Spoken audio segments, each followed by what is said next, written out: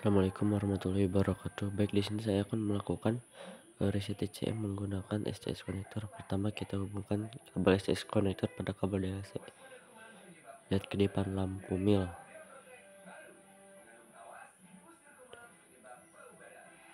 Kedipan lampu mil ada 7, yaitu kerusakan pada sensor IoT. Kita perbaiki sensor IoT dan nyalakan kunci kontak.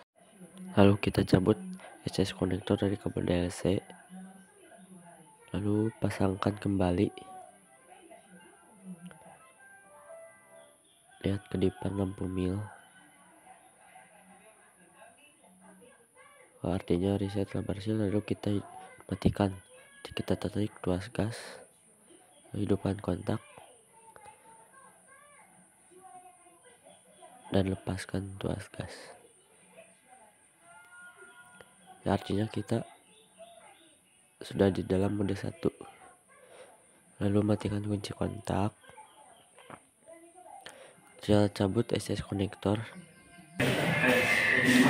hidupkan kunci kontak, starter.